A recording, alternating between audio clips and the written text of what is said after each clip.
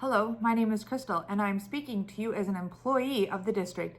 I'd first like to ask that you hold off on voting on Policy 429, vaccination, testing, and face covering. The Supreme Court is currently deliberating on this issue. It would be nice to see our district take a lead and allow the justice system to do its job before implementing and heavily enforcing this unconstitutional policy. I'd also like to encourage the board to remind HR that the OSHA policy does in fact allow for religious exemptions to the COVID-19 vaccine testing and masking policy. It is discrimination to not allow employees to submit a religious exemption. When I asked the district for the exemption form, it was followed up with an email stating that the district, after consulting with their legal team, does not have to offer a religious exemption and came with a medical exemption form. I'm here to tell you that under the OSHA COVID-19 policy, they specifically note that an employee is legally entitled to a reasonable accommodation if they cannot be vaccinated and or wear a mask or face covering or be subject to COVID-19 testing when it conflicts with a sincerely held religious belief, practice, or observance. This is a protected right under Title VII of the Civil Rights Act of 1964. What HR is doing is discrimination. If you decide to vote on this unconstitutional policy, HR should acknowledge that OSHA's policy has an exemption listed on their COVID-19 template, which is similar to the one that the district is handing out. Under the district's policy on page 11, under Article 10, exemptions, then accommodations, an employee may be entitled to a reasonable accommodation from the district's policy if the employee is able to comply with the requirements of this policy because of a sincerely religious held belief, practice, or observance. I would also like to address the harassment from HR about filling out the vaccine questionnaire, which includes private medical decisions and answers that quite frankly are none of an employer's business. The first email was received on December 20th. In this email, it stated employees who fail to submit the vaccine status will be deemed to be unvaccinated and will adhere to the requirements for the unvaccinated employees. Similar emails went out on January 3rd and January 5th. The email on the 5th stated that only 50% of employees had responded. That night, these 50% of employees received a phone call with a message reminding them yet again to fill out the questionnaire. Then, another 2 weekly update emails dated January 7th and 9th mentioned again to fill out this questionnaire. I'm guessing that if an employee wanted to fill this questionnaire out, they would have done so. I would like to ask the district to stop harassing its employees on this very personal and private matter. I have attended many school board meetings over the past year, and I have seen the reports about how short-staffed the district is. We are at a tipping point in ripping ourselves apart due to the COVID-19 policies. Please consider holding off on your vote to pass Policy 429, vaccination, testing, and face covering until the Supreme Court announces its decision. And at the very least, let HR know that it is discrimination not to allow reasonable accommodations for anyone's sincerely held religious beliefs. Thank you. We also have item C is school board member reports, and we have Director Michaels this evening with a public comment report. Tonight we had 2 individuals request to address the school board, and both were given the opportunity. Both individuals who spoke were employees within ISD 728, one of which was the EREA president. The topic identified on both request forms were concerns related to the OSHA requirements and Policy 429 requirements, a request to provide tests free of charge for employees, and religious exemptions were mentioned. On behalf of the school board, I would like to thank the individuals who came to speak tonight. Thanks. Move on to item 3 for reading and approval. It's been recommended the school board approve the following policy: Policy 429, vaccination, testing, and face covering. Could I get a motion and a second? So moved. Second. I have a motion and a second. Any questions, comments from the board? Madam Chair, I have a few questions. Yes, Director Steinbrecher. Thank you, Mr. Caskey. I've been emailing and asking, and appreciate it.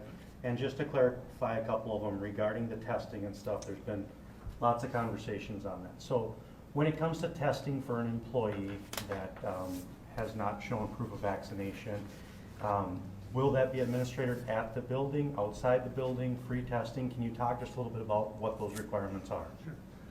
Madam Chair, members of the board, Superintendent Bittman.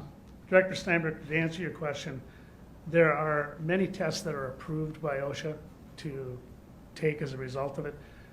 The one exception is what's commonly referred to as the home kit. Okay. And the reason it is not acceptable is because it is self-administered and self-reported. Now, there is a way to do this, but it has to be observed by the employer both when it's taken and when it's reported, so waiting the 15 minutes for the results. We are currently trying to figure out if there's a way that we can do that, involving or recognizing staffing issues and some other logistical things. We have until February 9th when this part of the ETS goes into effect, and so we're working with our health services department to see if there's a way that we can do it. With regard to the cost, the employer is not required to pay for the test or pay for the time to take the test. However, if someone's part of our medical plan, the medical plan does pick up the full cost of the test in that case. So I hope that answered your question. Yes, that answered that portion of it. And then as far as a positive test and that stuff, and then if they have to quarantine and not come to work, that is not paid unless they use their sick time and things like that, or can you talk about that a little bit? Sure. Well, currently under the MDH guidelines and such, when someone tests positive, they have to isolate for 10 days. So they would use their sick time. If they were to run out of sick time, we would put them into an unpaid status until they could return. We don't mandate quarantine for people who are in close contact. That's up to them. But if they do decide to do it, it'd be the same thing. They could use their sick time to do Okay, it. excellent. I want to talk a little bit about the penalties for this. So if the district is found liable and not enforcement of this policy, there's a couple different dollar amounts out there. Can you speak to that? Unfortunately, I don't have those dollar amounts off the top of my head. But there are significant fines and potential criminal penalties for not following the ETS. So, And if I understand it correctly, it's not just a fine, but also OSHA violations affect our insurance. correct. They affect other status across there. Yes, And it is their intent to not only implement a fine, but also those violations to our OSHA rating. correct. OSHA has been very clear that they intend to enforce this ETS. Okay. And is it my understanding when I read this policy that if the Supreme Court takes a different ruling on this and no longer requires it, whatever the exact terminology is, this policy immediately is suspended? That is correct. And The that is board written does- into the policy. too. Okay, so the board does not have to meet, nothing like that, it's done immediately? Right, if the Supreme Court was to put what's called a stay on the order, then it ceases at that point in time. Okay. In talking just a little bit more regarding some of the testing, have we ever tested with COVID for students and stuff like that? We provide testing, I mean, we have kits that parents can come pick up either here or at the schools to Right. take home for students. And Those were state tests, though, that were given to us that people could take home and test, right? Correct, so Mr. Steinbrecher, if I could, so ISD 728 has kind of taken the approach that we have kind of stayed away from testing and allowed families to make those decisions. We have secured tests free of charge from the Department of Education, Department of Health for families that request testing or are having a hard time getting testing out into the communities. And so we publish that information and folks can come into the district office, sign up, get a test, and then as Mr. Caskey mentioned, they then work with the Department of Health or other health agencies to administer that. We do not conduct that testing. We do not conduct testing. Excellent. All right. I think that was I have a couple questions. Are you done? just going through my questions. Yes, I am. I'm sorry. didn't Didn't want to know. cut you off. Just Go ask ahead. some. No, You just if kept I got rolling. more, I'll ask. No, them. okay. Some of mine, can you piggyback off yours? As far as the testing and all that stuff, I mean, do we have any it's not required, but do we have any COVID dollars or any of those dollars remaining that we could make any adjustments to that, or where are we standing with that? Yeah, I'm happy to speak to that. What we have done, what the district has done with the majority of those funds has been spent on test kits as well as staff, additional health staff that are administrators throughout the ISD 728 districts. So we are probably in a position where we might be able to make additional tests available for folks. What we likely could not do is do the administration. Just because of all of the labor shortages, we're having a hard time finding coverage in each of our buildings.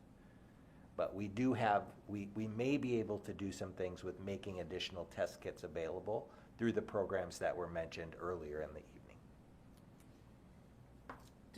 Do the ones that, so the tests that we have to drop off here on Tuesdays and Thursdays do not count, those do not count either because they're not witnessed? Is that?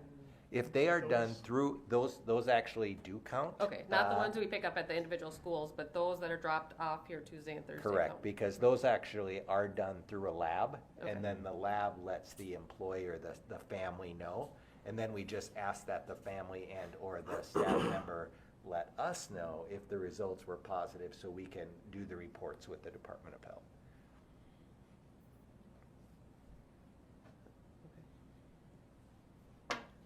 So to follow up off of the dollars that she was talking about, but as far as all the dollars for enforcement and going through this, that's an unfunded mandate essentially, right? I mean, there's no additional dollars coming, so we have to use dollars out of our general fund to Correct. go through and. Yes. And that would be the same for any business as well. That's not specific just to school districts. It's any business with 100 or more employees. And so, and this is emergency, so if they don't make it permanent, it's a 6-month. Correct. And when do you know when the 6 months started? Did it already start? Did it Well- start in December? Did it start? That hasn't really been clarified because it was put on hold for a while and then OSHA revised the dates, the requirement dates. So Right. we're still kind of looking for guidance as to when the ETS actually expires. Last understanding was in May, but that was back when it was Right. to be implemented in November, as it was 6 months. So I've not seen an update on that Yeah. either. Have you heard anything about the good faith effort versus implementation and how that applies? What? OSHA has come out. OSHA has a very extensive FAQ on their website, and they have addressed, the enforcement in terms of employers trying to make a good faith effort to abide by the ETS, and that they would take that into consideration with any audit or complaint that was filed.